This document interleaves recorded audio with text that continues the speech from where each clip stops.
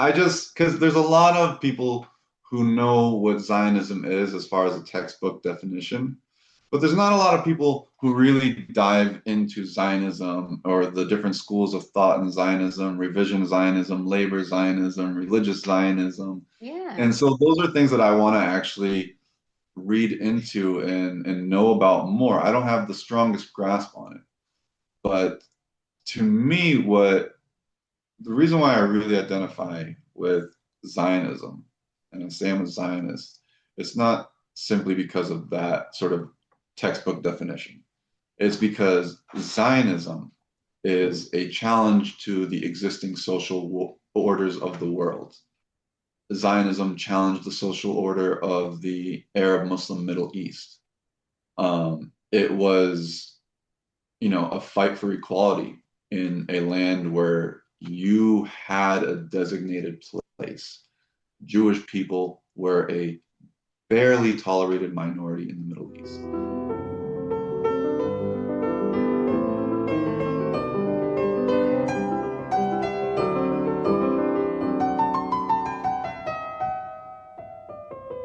Hi everyone, this is another episode of Golda's Girls, and my guest for today, also very special, I always say that every time, is Michael. He is a born American and his parents are Coptic Egyptians, and he has an extremely interesting story. So stay tuned because you don't want to miss this beautiful story of Michael. Welcome, Michael. Tell our viewers, who are you? What made you here and why are we talking today? First of all, thank you for having me, Carla. I do appreciate being here and being able to tell my story. A little bit about me. My name is Michael. I am 37 years old, going to be 38 next month. Mm-hmm. And the person I was a year and a half ago, a little more than a year ago, even, completely different from the person I am today. But before we get to that, we have to get to the root. And Yeah. my roots are I was born in Milford, Massachusetts, to Coptic immigrants to the United States. And growing up, I always felt too American for the Egyptians, and I always felt too Egyptian for the Americans.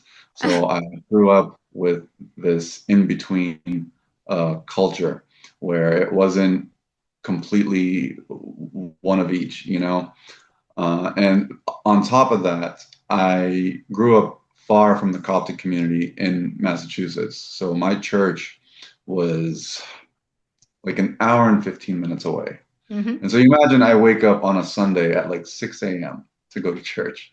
And this is on top of me going to Catholic school Monday through Friday. Mm-hmm. Um, but I grew up sort of with a not having a strong identity. I I used to think I was just regular white American up Yeah. until up until 9/11 happened. Mm-hmm. Mm-hmm. Then when 9/11 happened is when I started getting told you're Arab. Like Mm-hmm. that's what like Americans would tell me because well Egyptians speak Arabic and Egypt is technically an Arab country. It's in the official title of the country. It's the Yeah. Arab Republic of Egypt. Yeah. But ethnically, we're not Arab. We're Coptic. For the people who don't know, Coptic is an ethno-religious group very similar to Jews. So Jewish people, they can be atheist and Jewish, Christian and Jewish. It's an ethnicity that also has a religion that comes with it. And so the same thing can be said about Coptic people. You can be atheist and Coptic, you can be Jewish and Coptic, Muslim and Coptic, Christian and Coptic. It's very, very similar to how you would categorize Jewish people. But I didn't have a strong sense of identity in that. I was very detached from the church. And I sort of started to internalize that Arab identity. And it got pushed very, very far once I finished high school. And by the time I'd finished high school, my family had moved from Massachusetts to California. Mm-hmm. And I finished up my senior year of high school here. And towards the end of my senior year of high school, entering college is when I started meeting a lot of Arabs and Muslims. And what that did for me was, for the first time in my life, I had met this group of people who have a similar shared experience to me. Their parents, they might be from a different Arabic speaking country, Jordan, they might be Palestinian, they might be Lebanese or Syrian, but it's a common, like, we speak the same language, just different dialects. And so then they also have the same shared experience because most of their parents were immigrants or they were immigrants themselves. And um, there was just a lot of commonality that I had never ever had before with any sort of collective. And it felt very personal to me. And unfortunately, that was also around the time where I was really exposed to the Palestinian narrative. And I use the word narrative very specifically because it is a narrative. It's not grounded in any reality. Yeah. It's a highly distorted identity. Mm-hmm. And it's one of the only identities, it might be the only one, but for the sake of just being accurate, I'm going to say it might be one of the only identities whose sole purpose is to wipe out a UN member state, which is Israel. Yeah.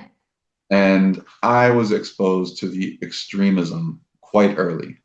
And I think it was quite early for me because since I was Middle Eastern, since I did have that Egyptian background, they probably thought that, he doesn't need to be eased into it because he already knows about these types of things. And I remember I was talking with a Palestinian guy outside of a hookah bar, and I was 18 or 17 at the time, and he was an older gentleman. He was maybe early 30s, mid 30s. And I remember I'm talking to him about the conflict, and I was sort of trying to access his more moderate side. Mm-hmm. And so I would say, well, harming civilians is bad, right? And then you'd be like, no, there are no Israeli civilians because they all serve in the military. That's how they think, is Yeah. that every Israeli is, Yeah. because they're either going to be a soldier, they are a soldier, or they once were soldiers, that makes them all valid targets. Yeah. And then I would ask them, but like, then like, again, I'm trying to access his moderate side. So I'm like, but at the end of the day, you also want a two-state solution, right? You're not trying to wipe out Israel. And he's like, no, I don't believe in a two-state solution. It is one country from the river to the sea, Palestine. And so I'm desperate. I am really, really desperate to hear like a moderate answer. And so I thought I went with something that would be guaranteed a moderate answer. And I asked him, okay, but suicide bombing is obviously wrong, right? And he looked at me dead in the eye, very seriously, didn't blink. And he said, Habibi, this is all we have. So that is definitely the first moment that I had in my life where I chose this narrative, this cause over my humanity. And that was the beginning of me dehumanizing Israelis, not refusing to see them as just normal human beings, refusing normalization with them. And this type of rhetoric is just commonplace in Yeah. Arab society. It is. And, sometimes they are a little bit more careful with their words and they'll say Zionist instead of Jewish person. So in Arabic, it's Sahina, that's Zionist. And in Arabic, for Jewish, it's Yehud, Yeah. Yehudi. Yeah. And for the most part, I can say for the most part, I heard them use the word Jew. Yeah. 70% of the time, they would use the word Jewish. Yeah. When they're around a more public Yeah. setting, maybe they say Zionist, but behind closed doors, they're saying Jewish. If I may say something here, what I heard you say about this is all we have, that is also a thought that circulates in the West. I've heard it also in the Netherlands years ago when the Intifada was at the height, the second Intifada with the exploding buses. But people forget, and people defending that, right? And I'm speaking about non-Arabs, I speak about Europeans in this case. But people forget that they had another choice, that is accepting the two-state solution from the beginning. I think they have gone like 10 opportunities for that.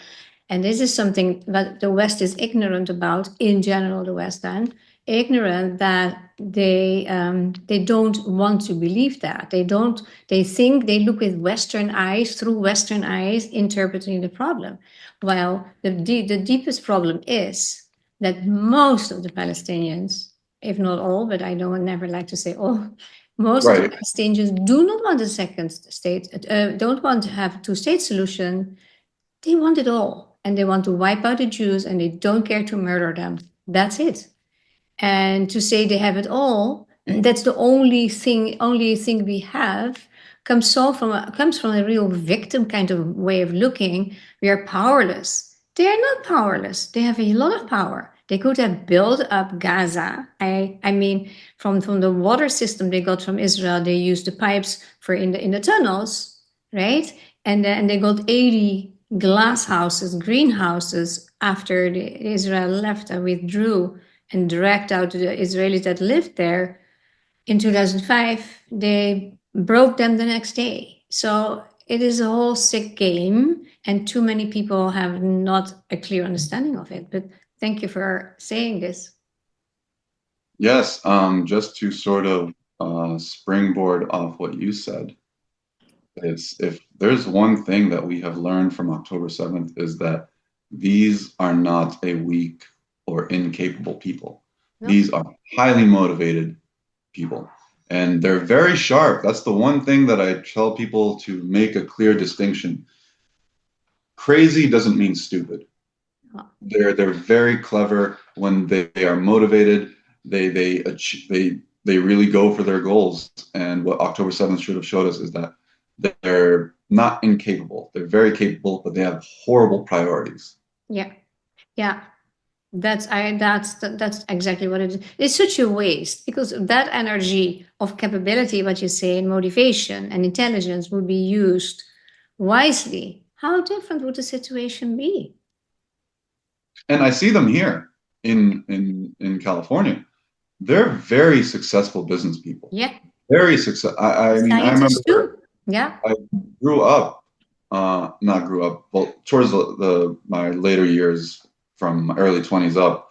One of my closest friends was Palestinian, and huge family, like 8 kids, like 7 boys, 1 daughter, and yeah, 7 boys, 1 daughter. But the father owned multiple businesses. Mm-hmm. They're very smart people. They're very capable. They succeed here in ways they could never imagine in Yeah. the Middle East. Yeah. But that's sort of why it is very sad to see is that they have their priorities screwed up, because if they were actually serious about having a state for themselves, Yeah. and let's say they had accepted one of the two partition plans. There was one that was offered in the 30s, and there was another one that was offered right before there was a civil war and then the broader war. Had they accepted the peace deal right then, the partition deal, Israel would have been the first country to want to help them, prosper and develop what would have been a Palestinian state at that time. Yeah. Keep in mind, Israel was not in that much of a better situation. It was a newly formed state. It was absorbing Jewish refugees from the Middle East and internally displaced people from Europe still. So Israel, as a newly born nation, was still struggling, and they still would have extended their hand to help out their Arab neighbors. Yeah, I know all those idealism. I've seen all that. So what made you, some change occurred, right? If I see the books behind you. So what happened with your friends, with the Palestinian families and the friends you had? How did you feel among them? How was it? So what happened that you started to look differently at the problem? So when October 7th happened, at first, I'm not gonna mince the words. There was like, you were happy about it. Your entire social circle is happy about it. But then, as the weeks went on, okay, Mm-hmm. there's the information starts to come out. You start to find out that women were raped, entire families were abducted, people were slaughtered at a music festival, and dogs were shot point blank. Yeah. Holocaust survivors were abducted. entire families slaughtered. You had Burned these alive. the burned alive. You had the foreign workers who were beheaded with like gardening equipment. And so this was so devastating for me because I'm a human being at the end of the day. And I was, it is a moment of shame for me right now. When you're in the pro-Pali movement, any bad news, any news that would reflect poorly on Palestinians, Mm-hmm. you have to circumvent it. You have to create sort of an escape argument to shift, to divert people's attention to a different topic. So that's how my mind reacted. And because that's how I had been programmed to react, that's how I had been conditioned. Yeah. I mean, and because I'm actually like a very articulate person and I'm pretty good at expressing myself, especially through writing, I'm a good writer as well. People came to me and they would ask me for advice like, how do I spin this? What can I use as a counter argument? And so um, not only was I indoctrinated, but like I was further entrenching other people's indoctrination. And the more news that came out, it became incredibly difficult Mm-hmm. to live with myself. And I was still a very hateful person, but I could feel it starting to chip away. And I remember there was a moment where I really mentally checked out. And I don't know if you're familiar with the person Andrew Tate. Yeah. Okay, so Andrew Tate, for the people who don't know, he was somebody who was accused of sex trafficking in Romania. He even has videos talking about how he tricks women into flying out to Romania and he Yeah. tricks them into sex work and stuff like that. Yeah. So I think he did it, right? And most of my friends are Arabs and Muslims, and he was very popular with the Arab and Muslim community at the time, Yeah. even more so after he converted to Islam. Yeah. And when he converted to Islam, I saw how my Muslim friends were like doing backflips to sort of sanitize his image and make it look like, oh well, what he did wasn't that bad, or they would just deny it altogether.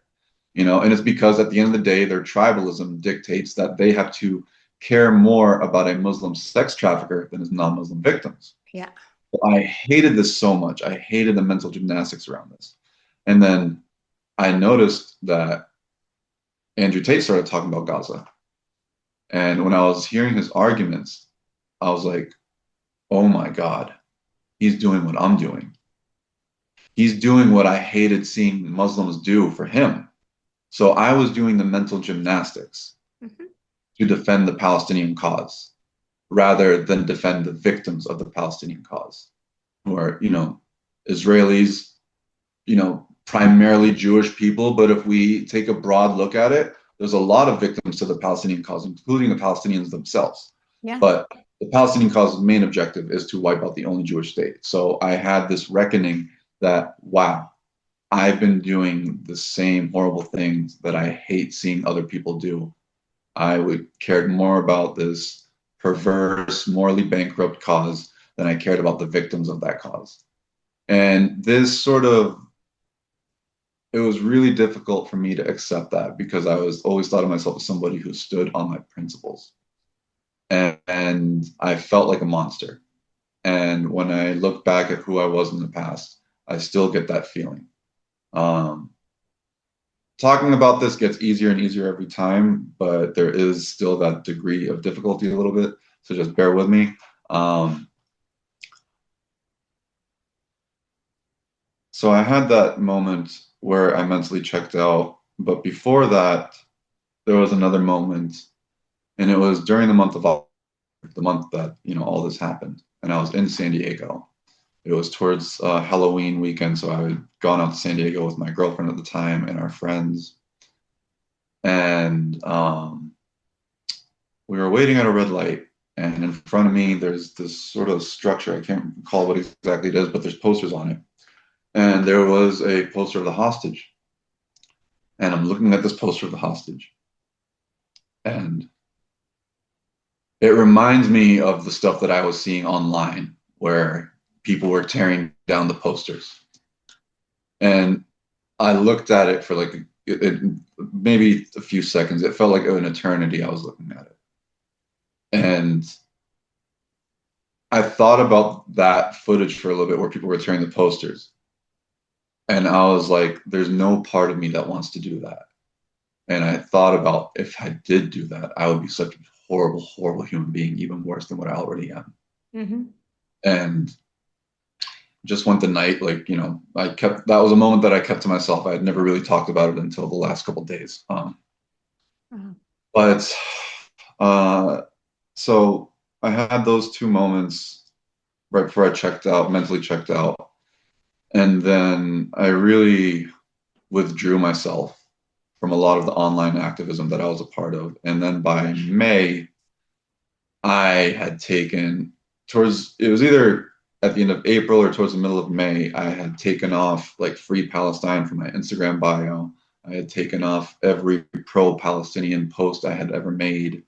I mean, I wiped it clean, nothing. And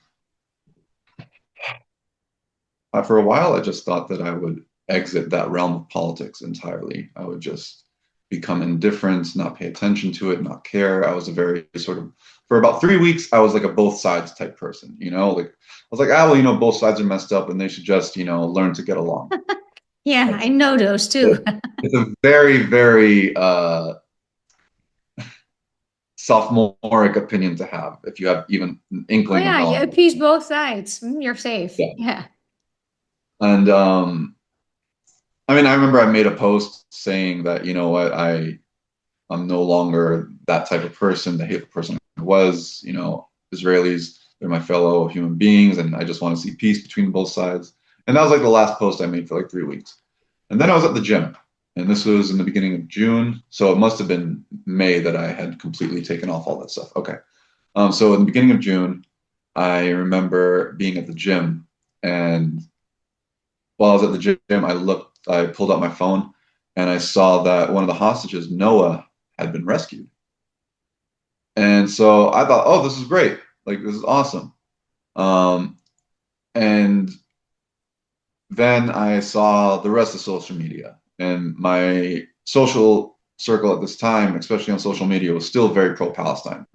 I had silently walked out, but I still was surrounded by a lot of the same social circle. And so the stuff that I would see on my Instagram feed would be primarily pro-Palestinian propaganda. I just burnt out through so much of it, it didn't have an effect on me anymore.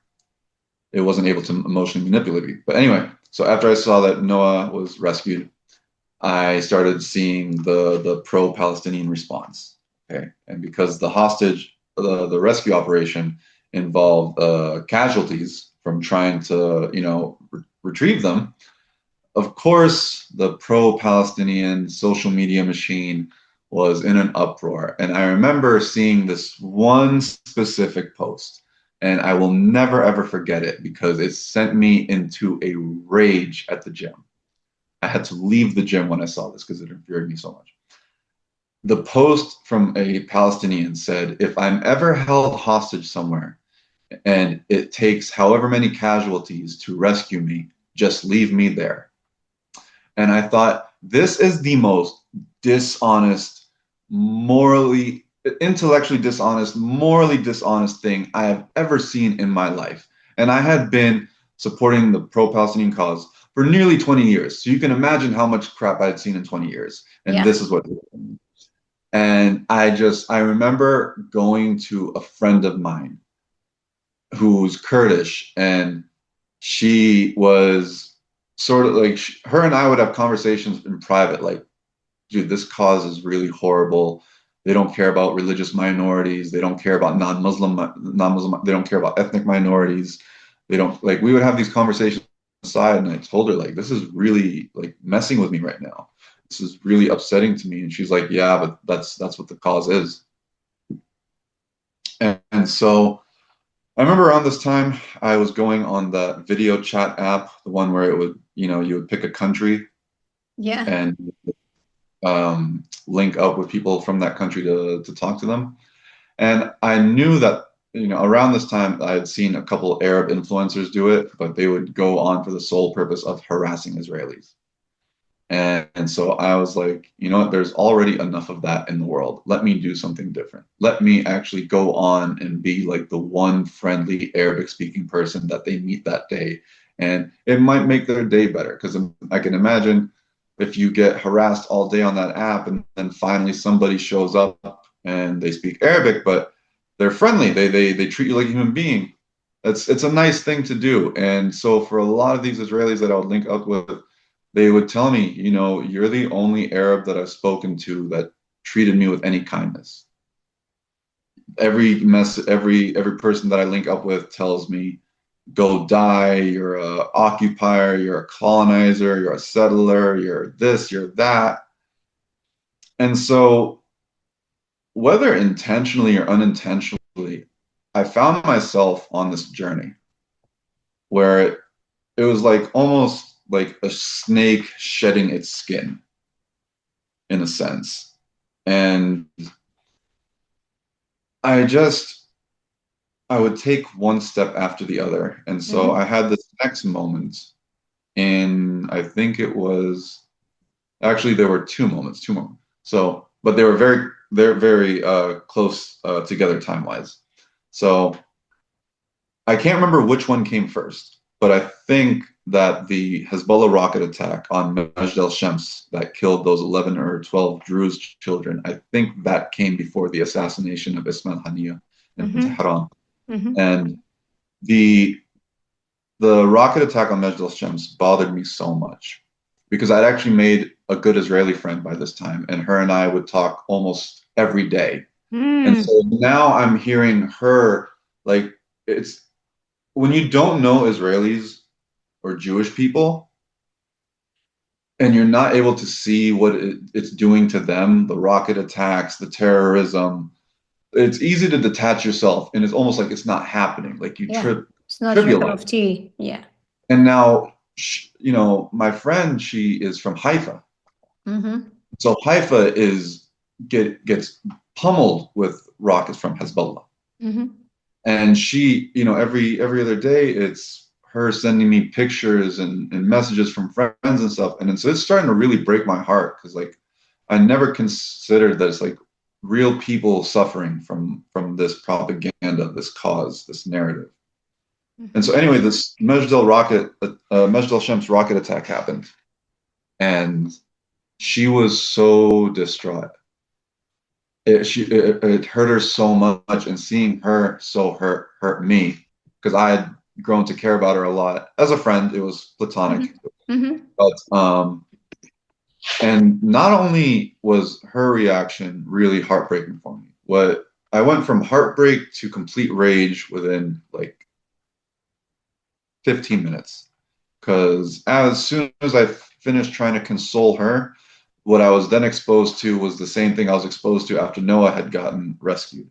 I saw immediately after the Palestinian propaganda machine at work.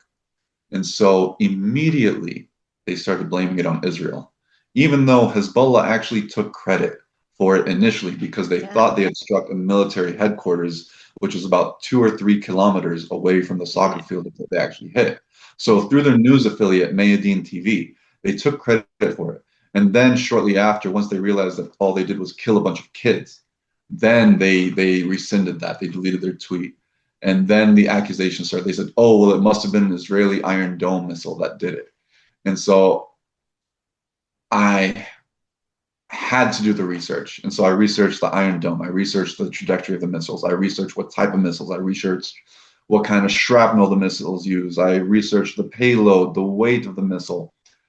And I already knew a lot about Hezbollah's rockets. And so I could analyze the damage that was done. And I analyzed the occurrences where there was a misfire from the Iron Dome. And the worst case of it was that it landed nearby somebody and he suffered moderate injuries. And it was a grown adult male. He suffered moderate injuries, nothing that would be able to kill him, and it's because the Iron Dome Tamir missiles, they use regular shrapnel. It's not intended to cause mass casualties. Yeah. Whereas the Hezbollah rockets, they use irregular shrapnel, and they're much heavier. Yeah. And so a Tamir missile that's not going to kill a grown man is not going to kill 11 or 12 children. It's just not going to happen. Mm-hmm. It's not intended for that. Mm-hmm. And I remember I'm online and I'm trying to fight back against the propaganda that's being made. And this is actually one of the first times where I could see them creating the propaganda in real time to use it against Israel. And I remember I would go on all these, Palestinian influencers or pro-Palestinian influencers, and they would block me. They were blocking me from saying this stuff. Yeah. And then so that was one of the first moments that I had being outside of the Palestinian cause, where I was able to see things happening around me in real time. And it's one of those moments where like, oh wow, now I really, really see how this is a machine. It's a machine that just keeps going. It fuels itself. Mm-hmm. It's fueled off lies. It's fueled off deceit. It's fueled off the blood of innocents, both Arabs and Israelis.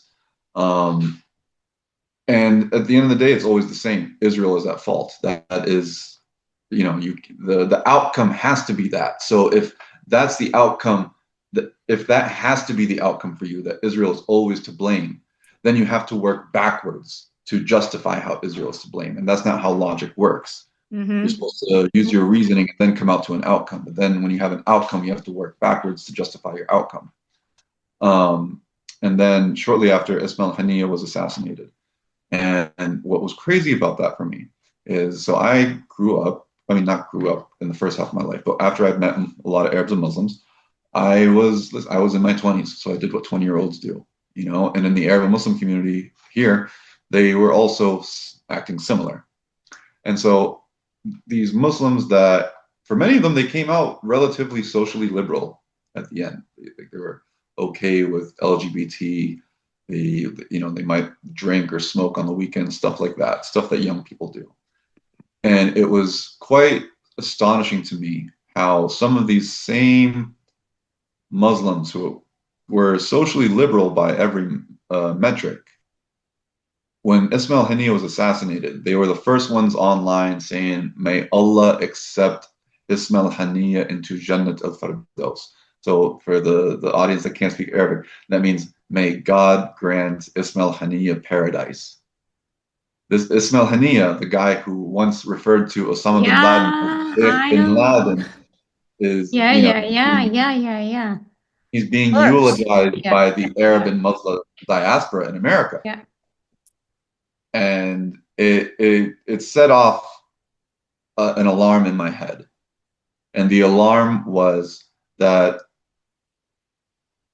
America isn't seeing what I'm seeing right now. Like, Americans don't know what's happening in this moment, because in the minds of Americans and Europeans, we think of extremism in almost a very cartoonish way. We think of somebody with a big beard holding an AK-47. He's extremely religious. That's what we identify as extremism, and that's what we're afraid of. But what we have not paid attention to are the people who seem adapted, assimilated. Yeah. They're not wearing hijab or niqab. They're wearing makeup. They're wearing short skirts. They might have socially liberal attitudes until it comes to Israel. The most extreme people right now that you see at some of these protests at these colleges, a lot of them are not wearing hijab. A lot of them don't have a big beard. A lot of them might even have gay friends, but they want to destroy the Jewish state. And that belief, holding on to that, is it's an extreme belief system. At the end of the day, it affected hugely the young or older leftist movements in America and in Europe. It's like Islam, this radical Islam, is coinciding with leftist movement. It's almost hijacked. And if you're a leftist, I see it with some of my friends in the Netherlands. If you're a leftist, you have these ideas about the conflict, right? And then it is, yeah, but Amnesty International says and the UN says, and I thought, well, they're they're really anti-Semitic. You missed some information here, and they just don't get that information, so they bond together. I see that with many people. It makes it very hard for us to. The interesting thing is, to the word liberal is also hijacked. How do you say that? Yeah, Hijacked. whatever. By the progressives, because liberal basically means it's more a right term if you want to use left and right, because it is a freedom oriented. Liberal is for freedom, and in Europe it means you're definitely not left if you are embracing a liberal party. So it's pretty confusing, but it comes also it comes from the ideology, of course, which that's just what it is. It's amazing how you describe in details your personal process. I really appreciate that a lot. And yeah, we're not still there. Um, how do you feel? How do you think? What would be an answer to this? Because you just mentioned a huge problem that you escaped from almost because of your independent thinking, and that makes you an example. You're really very independently thinking, making these discoveries and decisions. And why do other people not do that? Why are so many Muslims not doing that? And why is that? Is that the group loyalty they have, or it is comfortable, or it is feared for standing out? Because you must have had backlash too. Did you lose friends? How did your family respond to it? If you would like to share about that. Yeah, sure. Well, I'll say that it's actually all starts in Boston. Um, I went to Catholic school Monday through Friday, and I went to a Coptic church on Sunday. So I had a very strong religious upbringing, but I rejected it completely. Mm-hmm. And it's because in Boston, it's very much a skeptical society, especially when it comes to religion. So I went to Catholic school, and most of the kids there, they're not religious. Mm-hmm. It's very popular in Boston to ask questions. Mm-hmm. Like most people in Boston are not that religious, and they sort of they gain their rebellious stage in a lot of these Catholic schools that are very popular in the state of Massachusetts. So that's where a lot of the rebellion comes from, and asking questions. And so Mm-hmm. from that, I think I've always operated under the pretense that I could be wrong. As right as I may feel about something, I am always open to the possibility that I could be wrong. Mm-hmm. Wow, that's a And big statement. And also because being in the cause, I saw stuff that I knew was, for lack of better words, BS. Mm-hmm. There were things that I personally would not repeat or would not share because I knew it was just so ridiculous. Like you would have never heard me say Jesus is Palestinian. I remember there were videos where like clearly edited videos. I remember one was like an IDF soldier like hitting a Palestinian woman in hijab, right? And I remember like I went digging for the full video. And if you watch just the slightly longer video, it's a Palestinian woman tried stabbing an Israeli soldier, Yeah, and I've then seen he that one. defended himself. Yeah, So this is a very common yeah, tactic for the yeah, Palestinians. yeah. And so I knew from the get-go that like I always knew there was stuff that were complete lies. I didn't know to the full extent until I was a couple months out of just how dishonest it was. But as far as my friends go, I lost nearly all of them. Really? Nearly all of them. They see I you as a remember traitor. They look at you as a traitor. absolutely, absolutely, So absolutely. they cannot feel or see your ideas. They cannot think that independently. No, no. Mm-hmm. And I knew that would be the case, which is why I never tried to make an appeal to them. I took the initiative and I cut them off. Mm-hmm. Because what conversation is there to be had? Mm-hmm. Some of these guys were Palestinian. Mm-hmm. Mm-hmm. Some of them were Palestinian. Other ones were Syrian. Other ones were Lebanese. You know, but then there was the friends, the social circle that I took the initiative to cut off, and then there was the social circle that I was like, they've sort of heard and seen me say things that I feel like I've been dropping hints, like this side of me is coming. You know, this is where I've been headed. And so I actually left them. I didn't cut off contact with them. I left them because I wanted to see who is open-minded enough to at least hear me out. Maybe you don't agree with me, that's fine, but hear me out. Tell me if I'm thinking irrationally about this. But so, and this is, there was one friend that I lost that to this day it hurts when I think about her. So I was talking earlier about my Kurdish friend, the one that I Yeah. immediately contacted Yeah. after the Noah rescue operation. And this girl, she is Kurdish. She is from Iraqi Kurdistan. She is not Muslim. She is atheist. She is very, her and I have nearly the same values, at least socially, you know? And her and I would talk in private about how it's so messed up how the Palestinians really love Saddam Hussein, who gassed Iraqi Kurds. You know, we would say it's really messed up. Like we had so many conversations in private. And when she cut off contact with me, that hurt. Was that That when hurt. you became openly Zionistic more, or were defending Israel? Had that to do with Israel, that she, as a Kurdic girl, didn't like that part? So I came out with a video on my personal Instagram around, I think it was May, where I finally sort of came out of the Zionist closet, for lack of better words. Okay. And I, it was a long video. Wow. It was so long that when I showed it to one of my friends, when I made the other Instagram page, she said, Habibi, you have to trim it down to like 5 minutes. Nobody's going to watch that whole thing. But so my friend, my Kurdish friend, had seen that video that I posted. And I remember the next day I went to check my friends list, and she blocked me. So What was her reason, you think?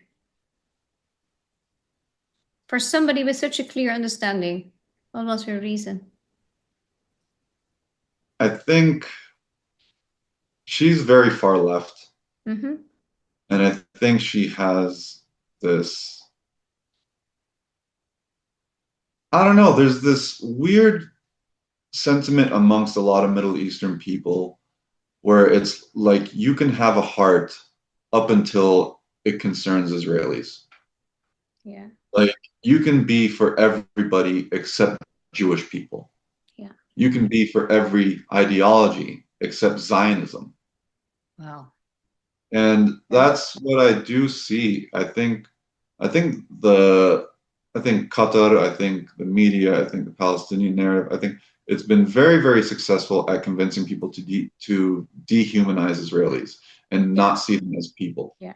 I mean, just the liberty with which they feel to speak in such violent language about Israelis.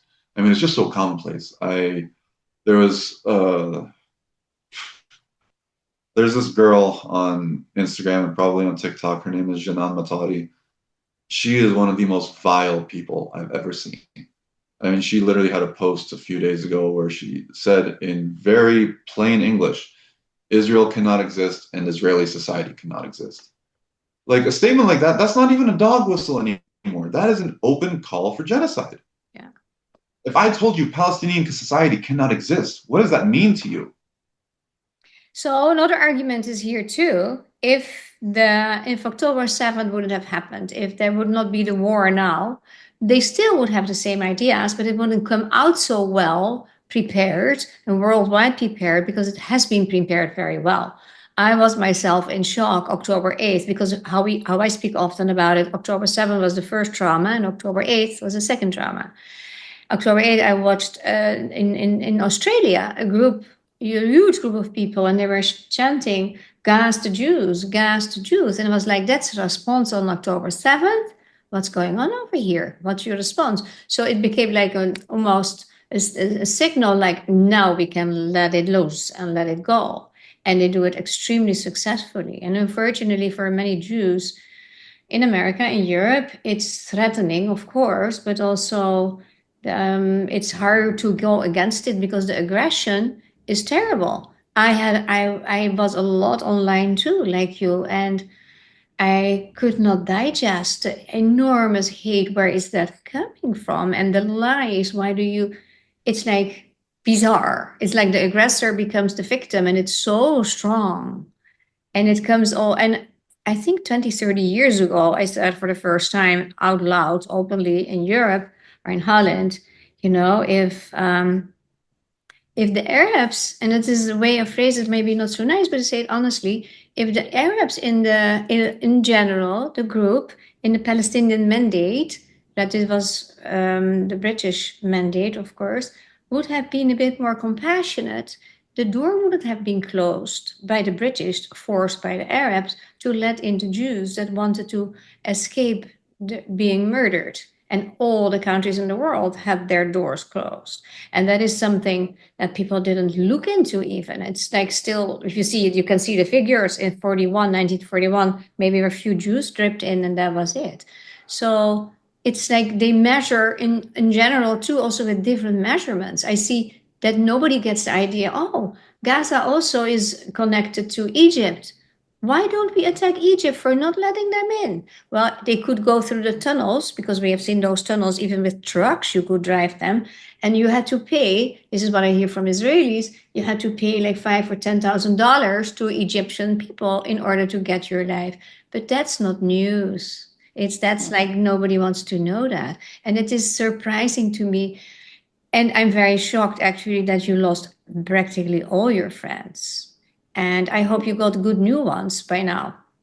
Did you? I hope it got compensated, that your courage and your goodness has compensated at least. Is that true or not?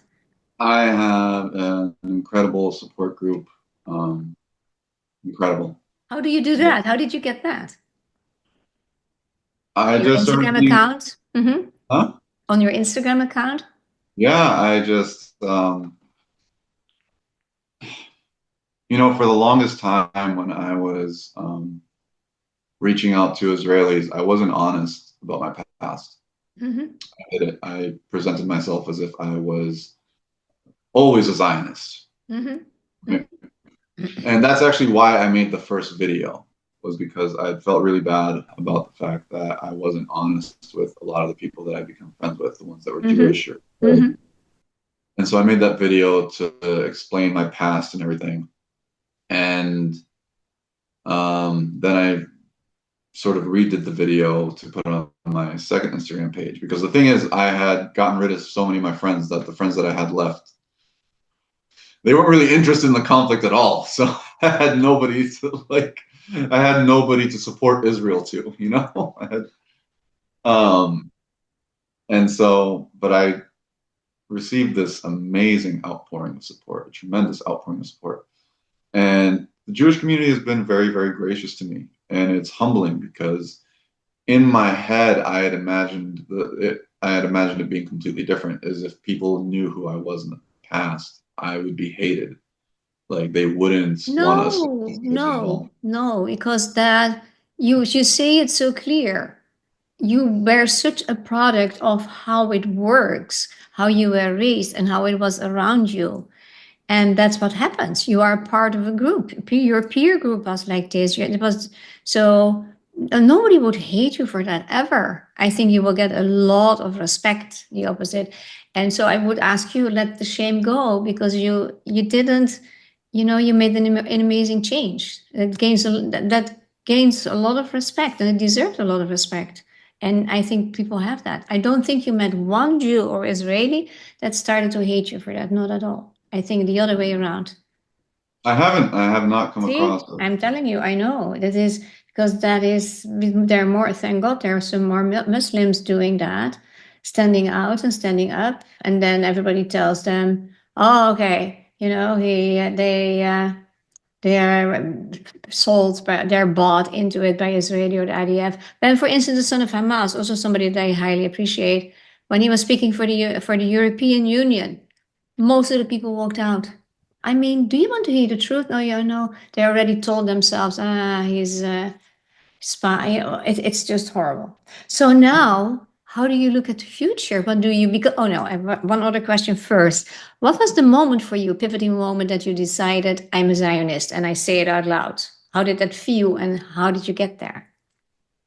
Well, once I accepted Israel's right to exist, and I told myself that, I just, it was actually ironically during that both sides phase that I had for like 3 weeks.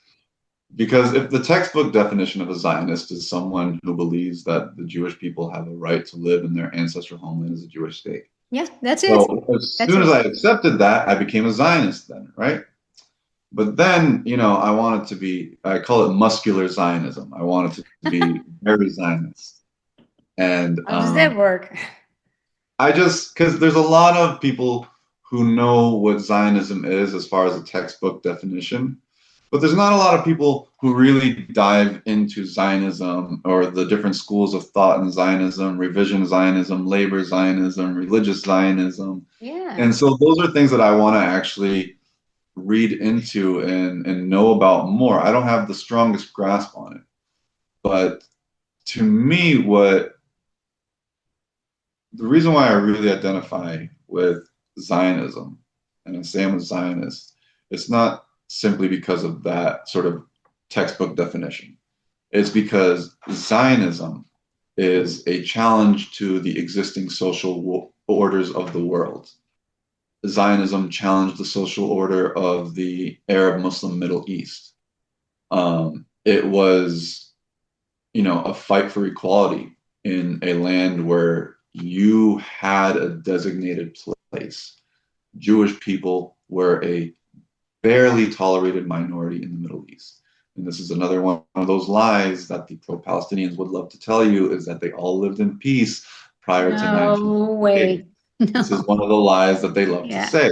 Yeah. And so I, so there's some information that I just found out recently over the last month or so. And when I was reading Ghosts of a Holy War by Yardina Schwartz, it talks about the 1929 Hebron massacre. And there's so many parallels between what happened in Hebron and what happened in October 7th. Yeah. And you would have, if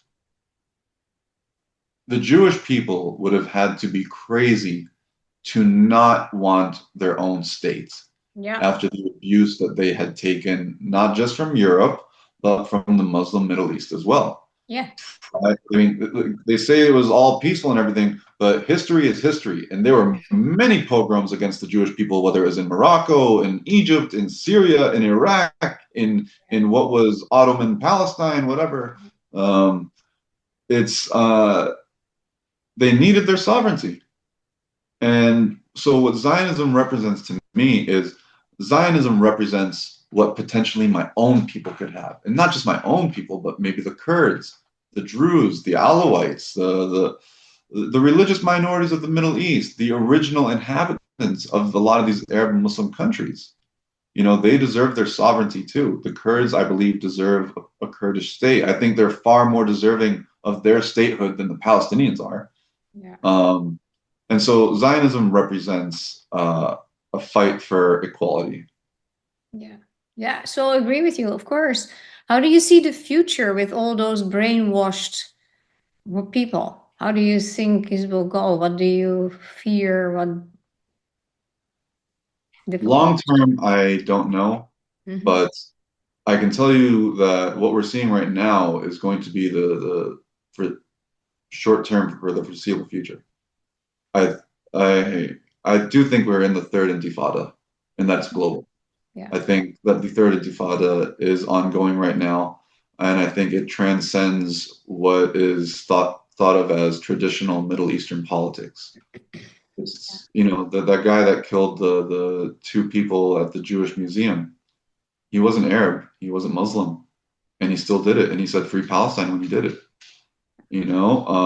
And now you had the Boulder, Colorado terrorist I genuinely think this is the third intifada, and I think it's Yeah, going to get very ugly very soon. And I think yeah, really keep an eye out for Europe. yeah, yeah. I totally agree with you. Well, thank you so much. And I can listen to you for hours, and I'm very impressed and touched by your story. And it needs to be spread, so we will do our best too. Um, then my question is, or not my question, we usually have our Jew haters of the week, right? Or Yes. somebody, or some people that did something that you think I want to really address that. Would you like to share your vision on that? Yes, absolutely. So my Jew haters of the week are not individuals, rather they are the political leadership of the countries that are considering recognizing a Palestinian state within the near future. So I'm talking to France, I'm talking to Britain, I'm talking to Canada. Yeah, Those are my Jew haters of the week. yeah, And they are my Jew haters of the week because they are rewarding terrorism. yeah, This yeah. It it's is a not a, no-brainer. It is a no-brainer. Yeah, it's not a coincidence that these attacks happen yeah, after these leaders make these statements and after the lying press yeah, puts out the false information that it did. They are rewarding terrorism yeah, and they are pushing Israel to live they're pushing Israel to live in a situation that they would never in a million years live with. If Russia had occupied Germany, France would launch nukes against Moscow the next day. yeah, yeah. I know that's the hypocrisy of so many people. Yeah, my story is not much nicer. I addressed this week the Jew haters who responded online and everywhere else on the happening in DC with that young, beautiful couple, like excusing it, not wanting to call it a terror act at all, blaming the IDF behind it. I saw many, many, many of those posts. And then somebody like AOC that also doesn't stand out and say something, and it's very disheartening. Yeah, let's go quickly to the heroes. Your hero. My hero has been my hero for the better parts of this past year, Dr. Annette Wilf. Dr. Yeah, Annette Wilf, phenomenal woman. Phenomenal woman. she really, I can never say it enough, how much her knowledge and her talking about the subject opened my eyes to a lot of things, especially UNRWA. I Yeah, had no idea how bad of an organization UNRWA was until she started talking about it, until I heard her start talking about it. So, if Dr. Annette will ever listens to this, I just hope that she knows she really, like, it's almost like I found out about her at the right time. So fantastic. she Fantastic. really, Yeah, I see her book behind you. Yeah. I even have one right here. We should Okay, all yeah, be I have leads that by too. Dr. Annette Will. I have that too. You're amazing. Well, honestly, I changed my opinion. I had first mentioned that I wanted to choose or dedicate my hero to Chris Cuomo, who is so speaking up for us and opening his mouth is very powerful. But actually, I decided that you are my hero because I find your story so amazing, and we need to hear more of you. You have a beautiful way of talking, and you have a lot to share, and I see it's already, we are busy for an hour at least, and it's fantastic. That's really making me smile. People like you change the world, and I'm very grateful that you were here, and you're an inspiration for many. And going back that you spoke about that Inat will hear you, we will make a shirt out of it, so, and I will Yeah, tag her, see what happens. yeah, Thank you so absolutely. very much. Awesome. Take care.